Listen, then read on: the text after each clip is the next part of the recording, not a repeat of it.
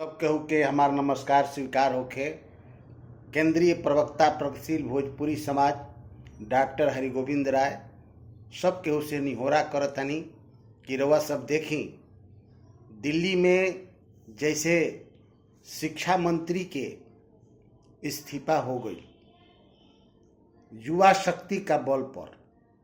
युवा शक्ति जब चाही जौन चीज वो क ली, ये बहुत बड़ चीज बा। हमनी के जानत तनी जा सन 77 में जौन हमनी के ललकार देले रहनी जा, सन 77 में जनता के ललकार रहे कि सन 77 की ललकार दिल्ली में जनता सरकार।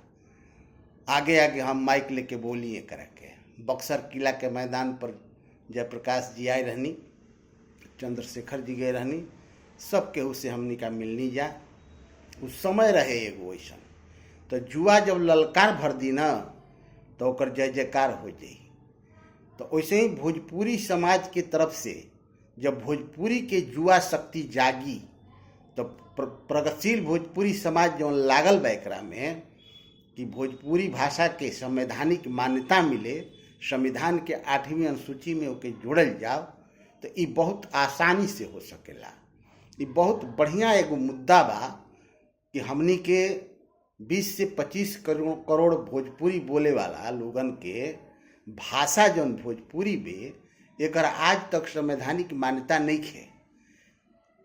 तब भोजपुरी क्षेत्र में जितना भी युवा वर्ग के लोग बा, सब लोग से हम निहोरा करब कि बबुआ हो अब जागल लो आ अपना माई के भाषा भोजपुरी के मान्यता दिलवावल लो।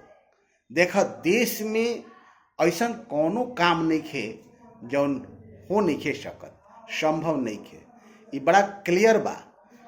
आज उदाहरण के स्वरूप पर ताजा उदाहरण बा कि युवा शक्ति लाग रहल है इतना दिन से कि जौन पेपर के लीक करा देती है शिक्षा व्यवस्था जौन देखे वाला बा एजा के लोग ओकर के जरा नेतृत्व में चल रहा बा शिक्षा, ओकरा के ही इस्तीफा ही लोग दिवावे के प्रयास कैल आ ये लोग प्रयास में सफल हो गई।